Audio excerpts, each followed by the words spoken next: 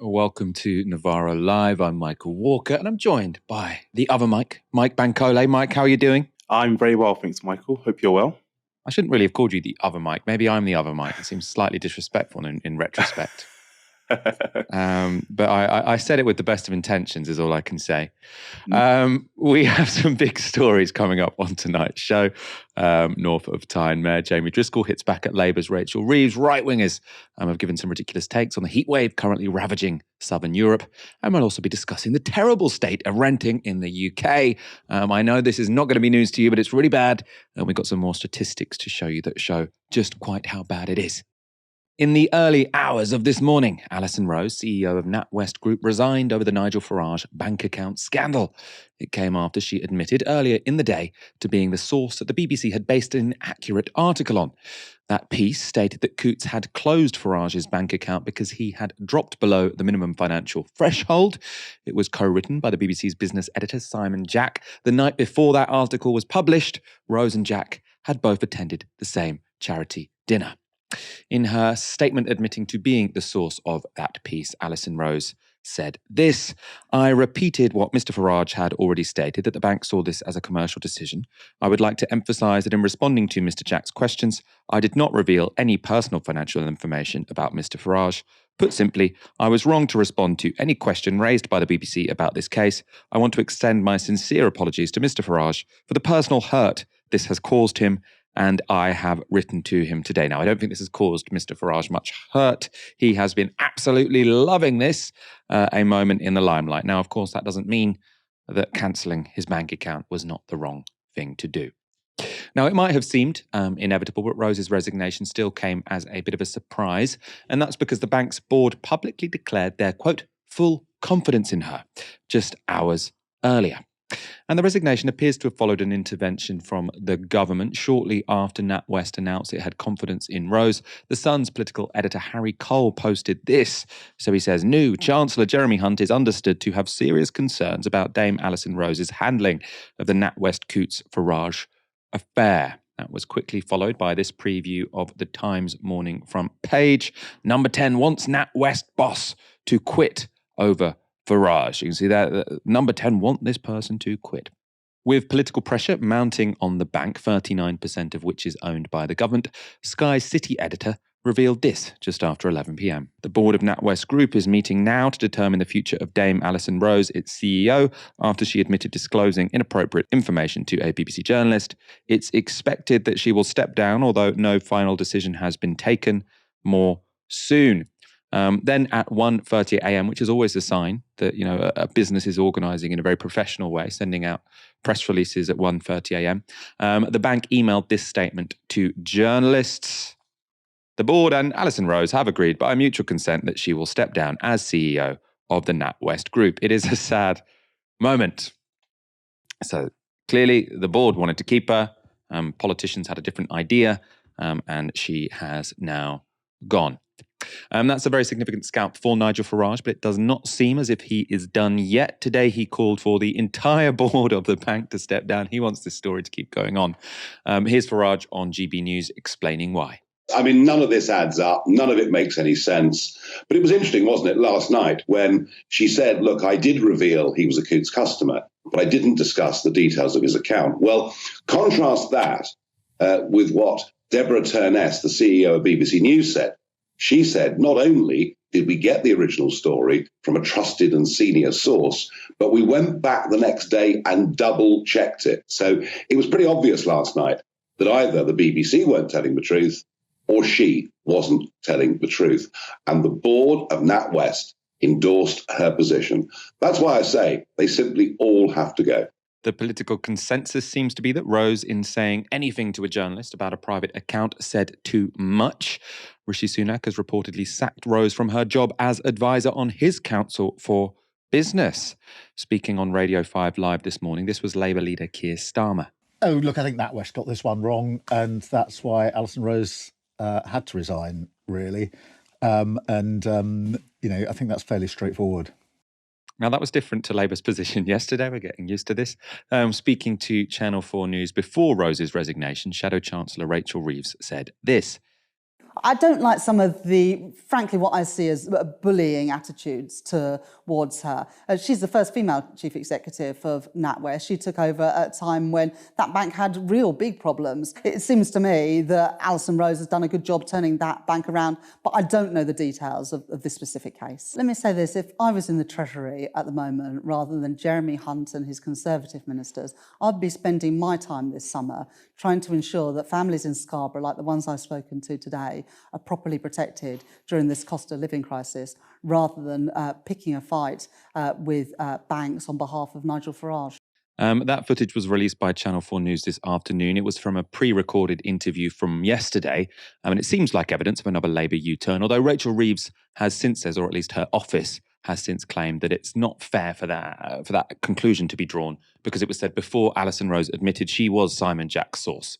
So at that point in time, Rachel Reeves didn't think Rose should resign, but we didn't know all the facts at that point in time. Everyone had suspected it was Alison Rose because of that meal with the business editor at BBC News, but there we are. You can draw your own conclusions. Also taking a different angle on the resignation was Chair of the Commons Business Select Committee and Labour MP Darren Jones. Writing in the Mirror, he made an interesting argument about the case.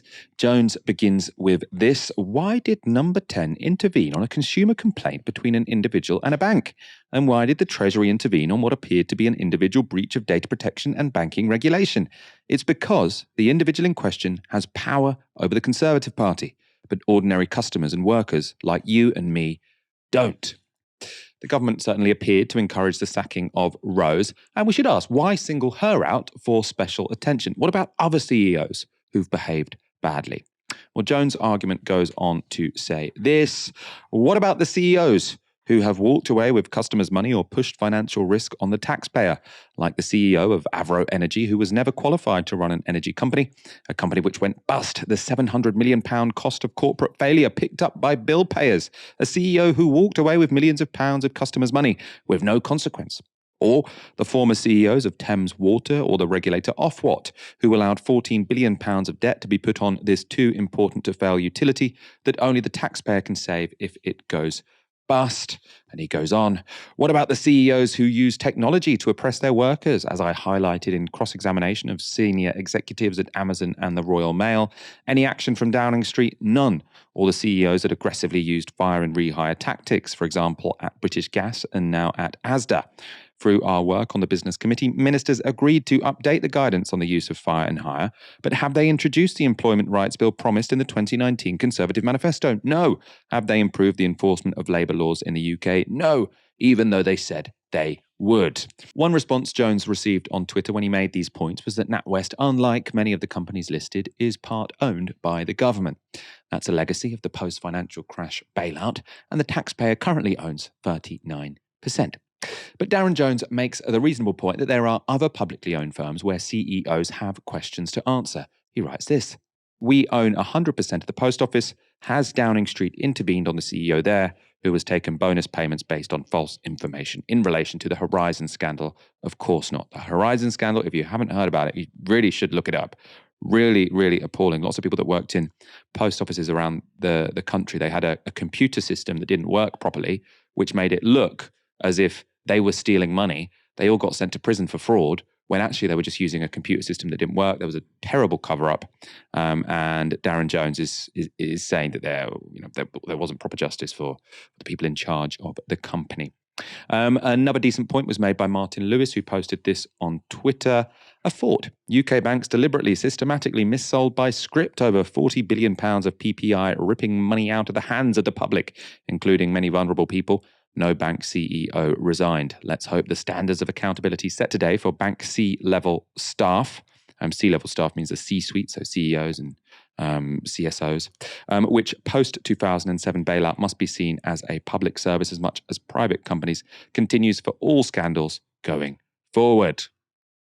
So lots of people making the argument that yes, it does seem that Alison Rose had done something wrong, but the fact that the government decided that this was the time to get involved and say someone needs to lose their job sits in stark contrast to the many times they didn't do that, when actually we might think the consequences were a little bit more stark than this one. Mike, what's your take? Was it right for Alison Rose to be forced out of her job, I suppose, by the combined pressure of the media and the government? I think there's broad agreement that, Rose has done something wrong and ultimately should have lost her job. My problem is, and I kind of agree with Darren Jones, is the lens of focus and also the fact that the government has chosen now to get involved. I think it's actually worth peeling things back a bit and remembering who Nigel Farage is. Nigel Farage is a man who rose to notoriety, and his political career is literally based on the fact that he hates migrants and he hates people from marginalized communities. Now, migrants, because of their insecure status, also haven't got access to key services like banks. That should be a major story, not Nigel Farage and what's happened with him. That's the major story, that migrants, because of their insecure status, haven't got access to key services like banks. We can even think about the fact that British Muslims are the most likely to have their bank accounts closed. These are some of the key issues. 1.2 million people in this country haven't got access to bank accounts. And these people tend to be some of the most marginalized members of society, elderly members of society, people who are disabled. These are the key issues. And as Darren Jones has mentioned, the other incidences of CEOs behaving poorly, that has never led to government intervention. So I feel like the focus this story has received, and the fact that Conservative government and Labour, everyone's chipping in, it just feels bizarre. And I guess it's another example of the British press just completely focusing on the wrong issues. And it's real annoyance and a real bugbear of mine that we constantly focus for days and days on end, back to front coverage of these stories that, in the grand scheme of things, when you think about the other things that are going on, just aren't that important. I mean, what we are seeing, I mean, especially from the right-wing press, is real backlash against corporations trying to be, I mean, for want of a better word, woke. I mean, so this is the words they would use. These corporations want to be woke. They're constantly putting, pride flags out. I think Coutts in central London has a big sort of pride flag logo, and the argument they're making is, look, this is Coutts trying to preach to the crowd and to say, look, we're so progressive, we're not going to let this reactionary racist guy bank with us. Do you think there's a danger of sort of like a broader backlash against anything like that? So obviously left-wing people often try to pressure businesses to, for example, or banks, for example, to sort of disinvest from the fossil fuel industry. And what lots of people are saying now, what lots of people on the right are saying, banks should just do business. Why are they getting involved in politics? We don't want to hear about their views on LGBT or migration, for example. I mean, what do you make of that? I think ultimately what the government needs to realise is that these different institutions in society have their own value. So some of these banks might want to be pro-migrants, and that's absolutely fine. I think we risk entering a really weird space if we're telling banks what they can and can't stand for in terms of, okay, this bank can't be pro-racial justice, for example, because that would upset some people. I think ultimately the Conservatives have seen this story as the perfect chance to stoke a culture war, because oh, look, Nigel Farage has been cancelled. This can't happen. This is all because of these woke loonies who want to cancel everyone and everything. So I feel like that's why the Conservatives have got involved. But I do think that they need to realise that, whether it's an institution like a bank or, other institutions, these institutions all have their own values they swear by, these values that they might hold as sacrosanct. And the government shouldn't be the one to be the arbiters of that. Do you think they do hold these values sacrosanct, though? I suppose there is a bit of a danger here, isn't it, if the left end up sort of siding with the banks against regulation? Because, I mean, I think personally, to regulate the banks in such a way as to say you have to provide banking services to people regardless of their beliefs is probably for the best, because I don't really want my banking services to be dependent on my values aligning with those of a bank, because I think I probably disagree with the bank on loads of stuff, right? So I think, I mean, I've been struggling with this sort of when I've been debating this, because on the one hand, I think absolutely it should be a tool available to people to basically put pressure on a bank that you might use, or to go to the shareholders meeting, for example, and say, we want to change your corporate policy so that you don't invest in fossil fuels, right? But then, or you don't invest in this or that government, which might do homophobic or discriminatory things. But at the same time, I do think that probably we do need protections against them closing down people's accounts arbitrarily. So I suppose do you think it's a difficult tightrope to sort of balance on, or am I overthinking it? I definitely think there is a balance in that here, where I wouldn't want a bank to close down someone's account because of the views they hold. But I also do think that bank accounts or institutions should be allowed to hold particular views. Now, you mentioned a point about, do these hold these values as sacrosanct? Some might be performative, and we know that in some cases, allyship and support for particular causes can be quite flaky.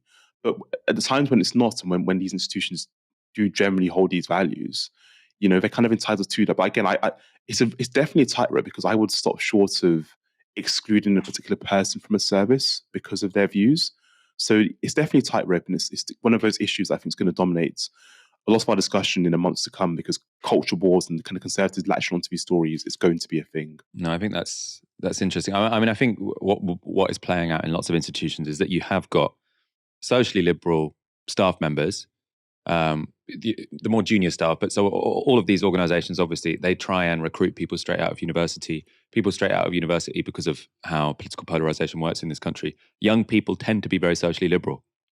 Now, obviously, if you're a right-winger, you're going to be decrying that. You're going to be saying this because they all get completely indoctrinated at university. I think it's more just because as time goes on, the next generation tends to be more liberal than the last. It also so happens that we've currently got quite a left-wing younger generation, I think probably because they've been locked out of the property market, which is going to be a theme of our next story. But I think you will see this across many institutions where you get a bit of a conflict between boomer customers and millennial Gen Z staff members, and then businesses who, after all, are just trying to maximize their profits, they're trying to walk this tightrope between attracting new, young, liberal graduates and not offending their boomer, more socially conservative customers. Because in this country, it's the young graduates who you want to employ, but you want to sell to the richer boomers.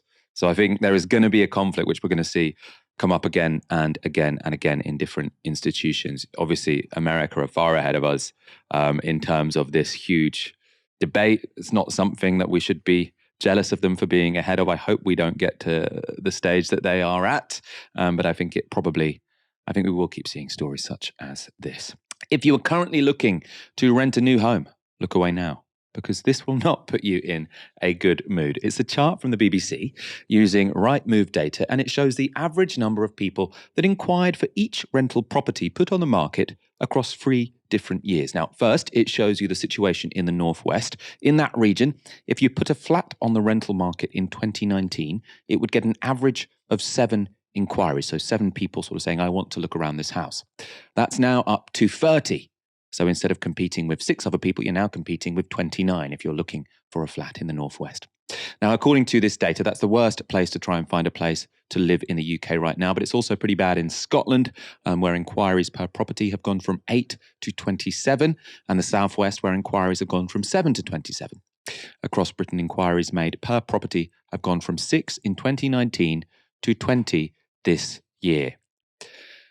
Now, this is bad on so many levels, right? The most obvious reason it's bad is because it's much more hard to find a home. Now, if you are, in between houses, if you've lost your tenancy, if your landlord has sold up, which is why many people have to move, and you are looking for a new flat, then if there are 30 people looking for each property, you're going to have to spend a lot longer looking than you would have done before. You're probably also going to have to accept a much worse property because there's going to be real high competition. Obviously, those are averages, right? So the number of people who want to look at a property which seems like it's a decent size at a decent price is going to be a lot more than that.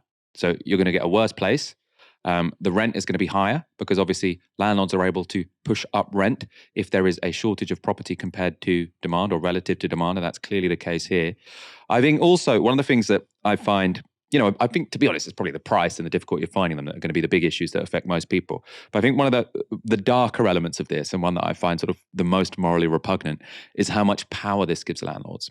So if you are a landlord and there's 6 people looking at your property, right, you can't make them jump through too many hoops, right? Okay, you get a choice between 6 people on average. You get a choice between 6 people. So you might say, who's got the best job? Who's got this or that or that?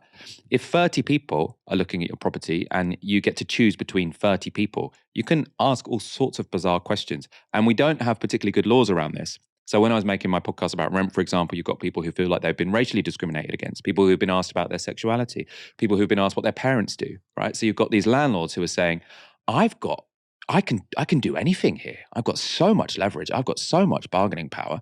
You basically enter into this sort of X factor situation where for the mere right to rent a property and give a landlord 50% of your income every month, with no security, by the way, you have to prove you are the best person out of 30 different candidates to live in this property.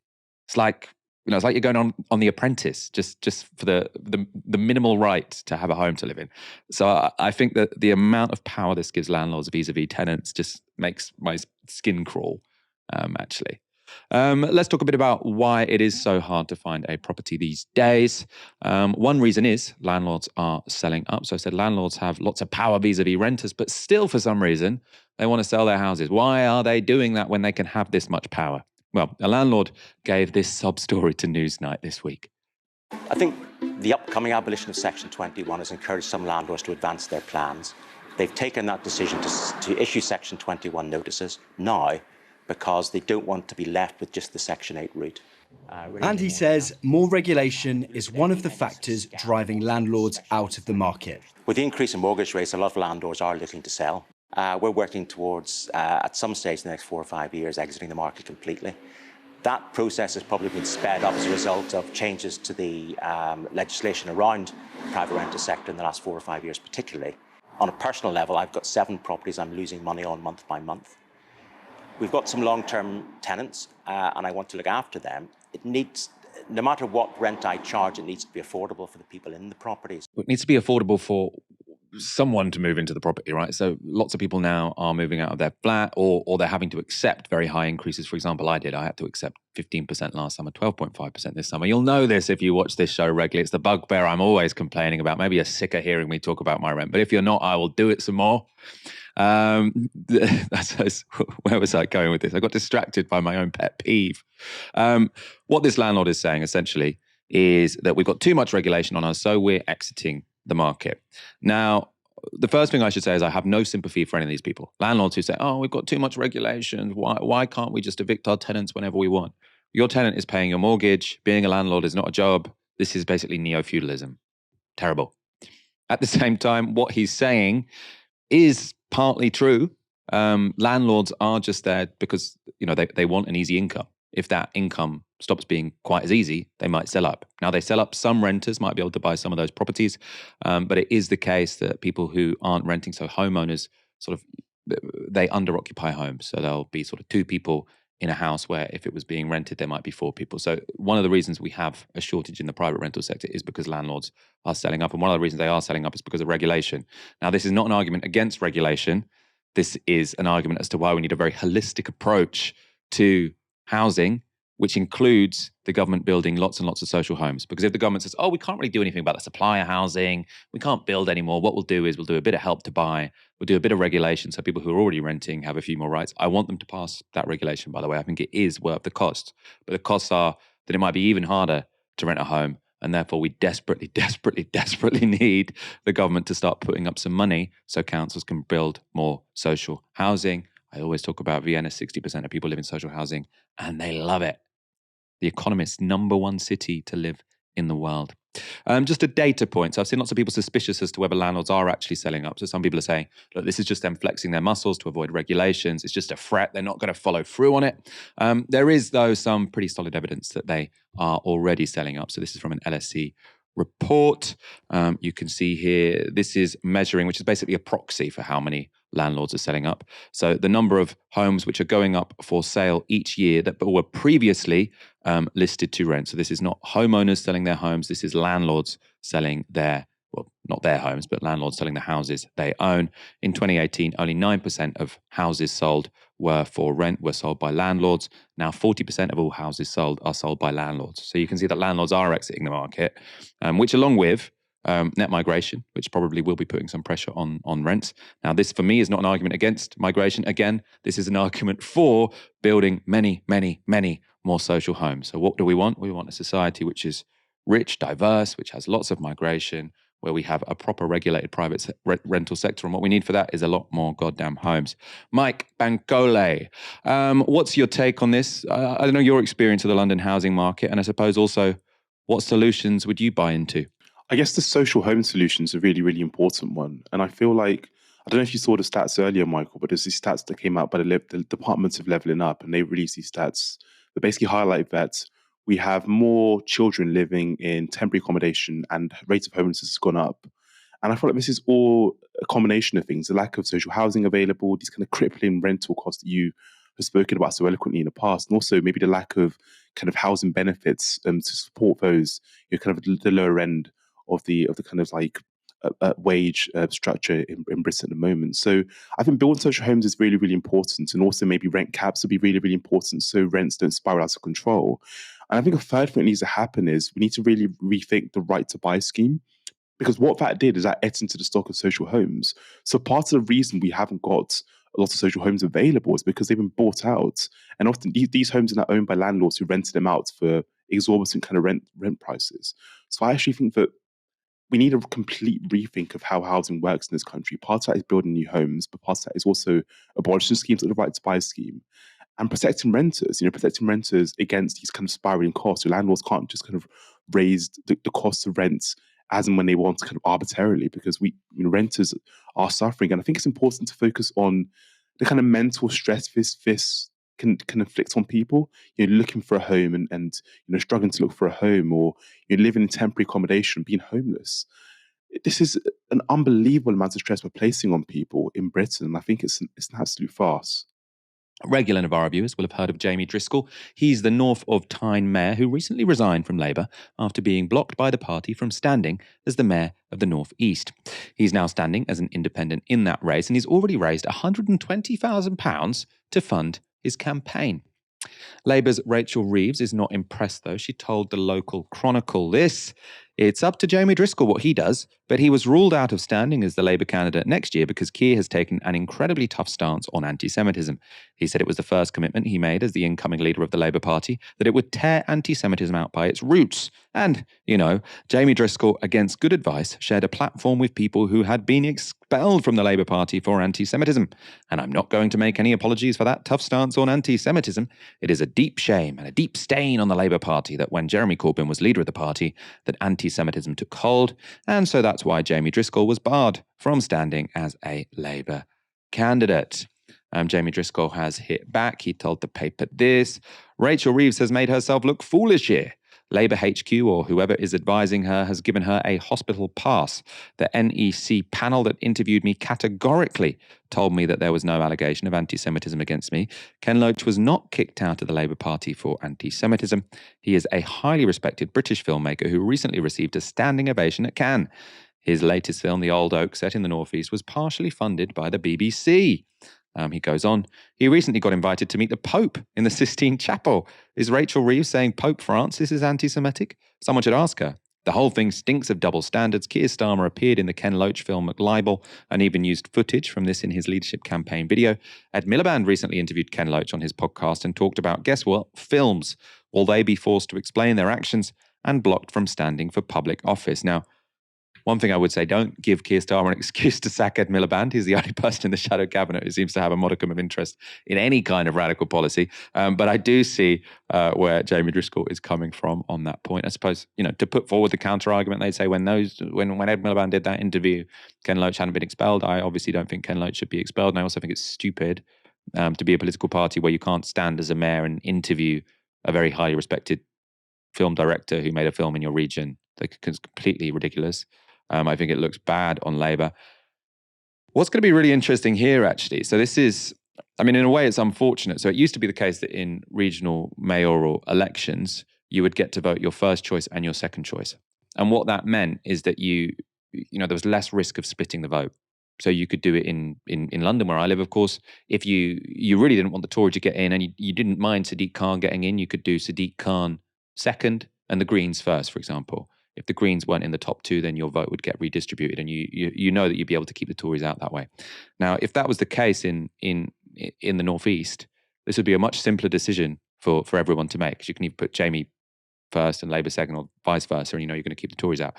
Quite possible that the vote would be split here, and the Tories get through the middle. Now, if that were to happen, I would only blame the Labour Party. I think Jamie Driscoll has behaved kind of impeccably throughout most of this. But there we are. Could be difficult. Mike, do you think it was a mistake? Do you think Labour will be regretting blocking Jamie Driscoll? I suppose, will they be regretting it? And was it a mistake? Are two different questions.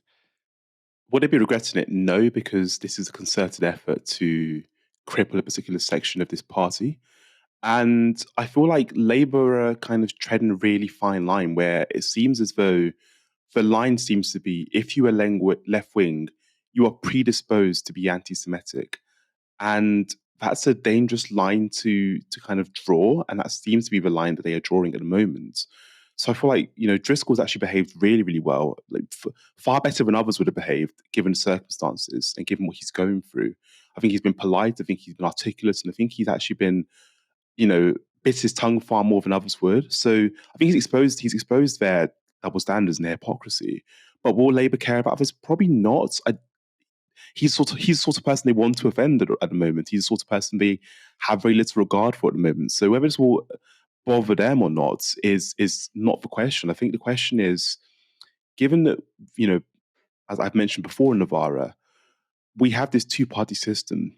Labour and the Conservatives have historically always been broad churches. Now, that idea of a broad church, Labour being a broad church, is quite clearly under threat at this current moment in time because a particular section of the party are under attack. Now, we know Ken Loach was not suspended from the party for being an anti-Semite, yet this is apparently this is what Rachel Reeves said he had done. So again, Labour are trying to draw this distinction of this is justifiable to attack this particular section of the party because they are all anti-Semites. It's a ridiculous position to hold as the Labour Party. And it's something that we should all be concerned about because, again, both major parties, whether it's the Conservative Party or the Labour Party, have to be broad churches. The left are important in the Labour Party, as are the centre of the party. These two kind of sections of the party have always coexisted because we accept that both major parties are a broad church. So that's the threat here. We're attacking the kind of values that we hold as sacrosanct in British politics, which means that both parties are broad churches. And that's a real problem for me. We are going to go to a quick break, which makes me feel very professional. We do these now. But do stay tuned because when we come back, we've got more on climate change and the heat wave in Southern Europe. Welcome to Novara Media's The Dustbin of History debates. People don't have pensions, so we make people who don't have enough money to buy a property pay someone else's pension. For my rent increase, you bastard! If I was going to define toxic masculinity, I would say choosing a Novara masculinity panel over Carly Rae Jepsen. What is going on? Pathologizing masculinity too much creates the problems around it and the expectations around it. The most difficult thing of all is to take a concept that has been in some ways warped and rebuild it into something better. The crops built into the DNA is violence, anti-workers' rights, is racism. Policemen in the dustbin of history! We have created a global, real-time computational network. Our planet has an exoskeleton of thinking machines, satellites. What is it all for? It's to sell ad revenues and to make you distracted. The point of the media is to get to the facts. It's to get to the truth. That's the point. If you want me to start critiquing the British press, I'm happy to. Our press score is a joke. Why are left-wing politicians held to a completely different standard? The story in the media is already written. There is no meritocracy in media. And to be honest, in my opinion, I look at economic analysis in the media. That is not analysis. That is an entertainment product. You know, we've got this huge media machine which works against any kind of politics at home. They are still quite concerned, I think, about the spectre of a socialist left which may have access to the public at large. Very many millions of people want a society in which people can live in dignity, the climate is protected, and there's very little political voice for that. Our entire political and media establishment is glued together by whatever torturous shit these people have done to each other in Oxbridge. They don't like Novara Media. We're still there, and there's still the embryo of a successful left populist project. If you are not taking these guys and rewarding them for being right and punishing them for being wrong, then they are not analysing, they are fucking dancing.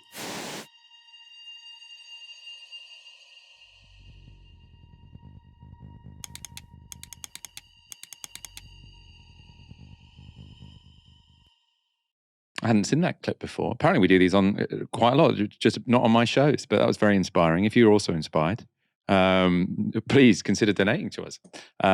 We are, of course, all powered by you guys, our audience. If you want to support us, then do head to novaramedia.com/support. That link is in the description. Nothing to see here. That's still the message from Britain's right-wingers as the Earth experiences its hottest temperatures on record. And some of these right-wingers are combining their summer holidays with some frontline reporting. Talk TV's Julia Hartley-Brewer posted this video shot from her car. Now, captioning the clip, Hartley Brewer wrote, "Here in Sicily, the wildfires have been tragic for the 3 who died and a pain for holidaymakers evacuated. But despite the UK media hysteria, Sicilians are taking the fires in their stride because they're used to them. Our drive past Catania yesterday. The wildfires are a part and parcel of summers for Sicily. Yes, 40 degrees temperatures for 2 weeks due to the Saharan heat wave have made the ground drier, but high winds and high temps, plus poor land management, inevitably lead to sporadic fires. The world is not on fire." Now, Julia's frontline reporting from her car might have given her the impression these fires are normal for Italians. I'm not really sure what she inferred that from, that other people were also driving down the road. In any case, however, the country's civil protection minister disagrees. He wrote this on Facebook. "We are experiencing in Italy one of the most complicated days in recent decades. Rainstorms, tornadoes, and giant hail in the north, and scorching heat and devastating fires in the centre and south. The climate upheaval that has hit our country demands of us all a change of attitude." Now, that is not a message saying business as usual. He's saying we need a change of attitude because climate change is radically changing the challenges we are facing. Now, it's worth noting, Musumeci is not a bleeding heart liberal. Right, this is not the kind of person that Julia Hartley was like, oh, of course he's going on about climate change, just some lefty-lovey. No, he's presumably a very bad guy because he is a member of the Brothers of Italy, so Meloni's hard right party. Not a left-wing guy, presumably not a particularly nice guy. Julia also had her say on the wildfires in Greece. So she said this: "There are forest fires in Greece every year, and the Greek police say these fires appear to be the result of arson. But yeah, you're the experts, Extinction Rebellion."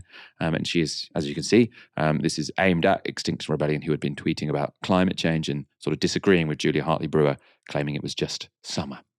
Firefighters in Greece have suggested there are indications the wildfires were started by arsonists. But in using that as an argument against Extinction Rebellion, Hartley Brewer misses a key fact. No one has ever claimed that climate change starts fires, right? Arsonists might start fire. It might be, accidents might start fire. What climate change does, though, is means they will spread further and faster than ever before. Now, this is an astute quote from Professor Stefan Durr. He is director of the Centre for Wildlife Research at Swansea University. So he says this: "Any ignition can rapidly turn into a fast-moving wildfire. That could be faulty power lines, small intentional fires to burn debris getting out of control, sparks from moving machinery or building activity, or arson. Focusing mainly on ignition sources distracts from the main issues, which are more flammable landscapes due to insufficient management of vegetation and more extreme weather due to climate change." So, Europe is suffering from more wildfires than usual, and the extent of those wildfires is largely due to climate change. So what will the right-wingers have up their sleeves next? Well, they do have something. We're told that, in fact, record-breaking heat waves aren't all that bad. I've got to say, this whole heat wave, I was in Spain very briefly last week, and yeah, it was quite warm, but I don't mean to be funny, but that's what you go to Europe for. You want it to be quite hot, don't you? Or maybe I am missing something. She probably is missing something. Now, that was Michelle Chubry on GB News. A disclaimer, I go on her show fairly often. She's very personable in person. But everyone on that channel has an obsession with downplaying climate change. To respond concretely to her point on the holiday issue, I think most people can agree there's a difference between 30-degree temperatures by the beach, which might be quite nice, and 45-degree temperatures somewhere inland, right? Even 45-degree temperatures on the beach are not going to be pleasant, right? You don't want to be somewhere that is that hot. You want it to be hotter than here, but not that hot. And it is those temperatures such as 45 degrees, the late 40s, which are what parts of Europe have contended with this week. Now, we should also remember, and this is probably more important, that the Mediterranean heat waves haven't just affected Europe. In Tunisia, temperatures have reached 49 degrees Celsius. And in neighbouring Algeria, 34 people have been killed in wildfires so far. This report from the BBC showed how Algerians are responding to those wildfires. Flames licking at the treetops. A wall of fire quickly swells. It's a devastating scene. Villagers on the front line, armed only with branches and shovels. We have been fighting this fire for 5 days. There is no electricity, no water, no gas, no network. There is nothing here. We are tired. On the tarmac at Algiers airport, a lifeline. 2 water-bombing planes chartered by the Algerian government from the EU, with another 2 arriving from France. But for those already firmly in the grip of this battle, government support seems non-existent. The people of Algeria are alone. We have received nothing from the government except threats. People are acting together as one, and we have received aid from everywhere. Now, of course, according to Julie Hartley-Brill, we should just keep calm and carry on. Fires happen, whatever. The global consequences of these heat waves are going to make that pretty difficult, though, wherever you are. Consequences like this one, posted by climate journalist Patrick Gailey. So he says, Jesus Christ, Southern Europe grain yields likely to be 60% lower than last year and 9.5% lower than the 5-year average due to heat waves. The global food system will shatter how all systems do gradually and then all at once. I think that's a really important point. I think things you need to do when sort of discussing climate is talk about how the people at the real sharp end of this aren't going to be in countries like the UK. They're going to be in places such as Algeria, places which are already quite hot and also don't have the resources to deal with the effects of climate change in the same way that richer countries in the global north will. Also, though, that even if you don't necessarily see all of the effects of climate change sort of very clearly in front of your eyes, you're still going to feel them. And you can feel them, I mean, in this example, by increased food production costs, right? Because if you're getting droughts, then that is going to affect the amount of grain you can produce, and that is going to increase the price of food. Now, as James Meadway always says, we have him on the show, he's always incredibly articulate. He suggests, this dichotomy that politicians always make between inflation as a priority and climate action as a priority is a false one, because one of the reasons why prices will continue to rise is because climate change makes the production of all sorts of things harder.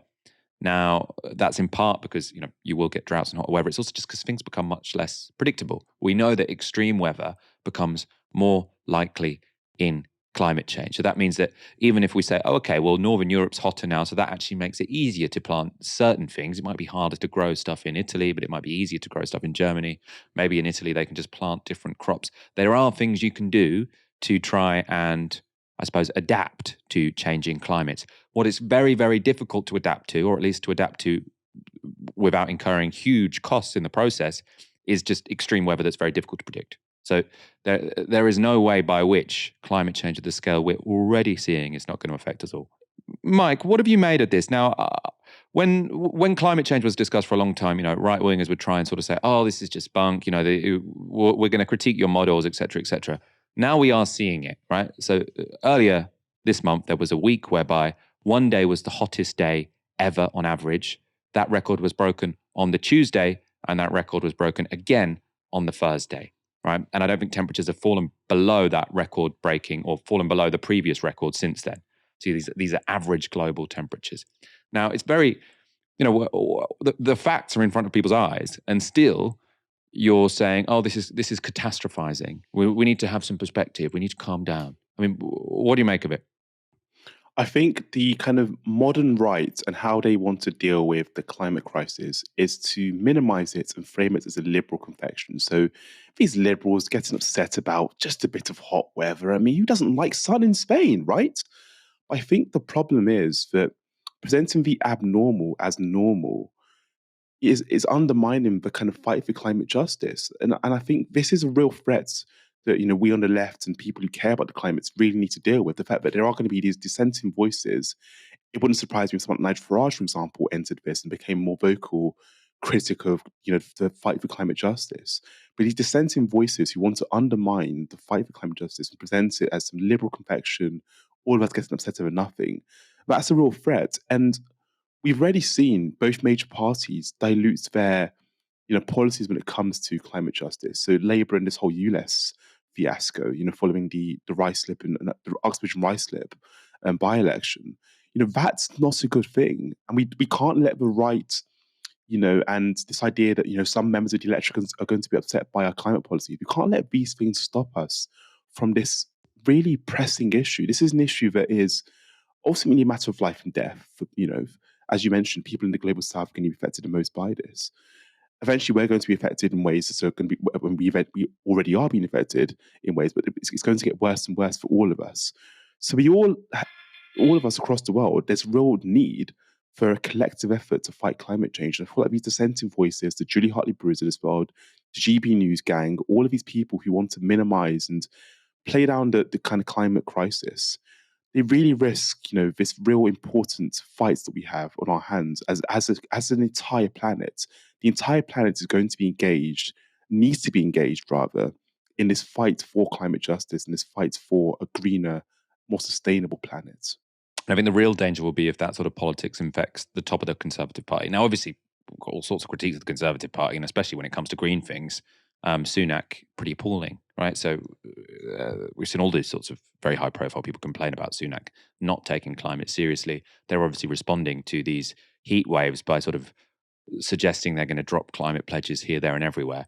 What we still do have, though, is consensus across the main parties, and to be honest, across most of the establishment, that and the public, in fact, that climate change is real, it's happening, it's very significant, it's very important. There's big consensus around things such as net zero. There's disagreement about how to get there. Some of that is honest disagreement. Some of that is a disagreement which is based on defending vested interests of corporate power.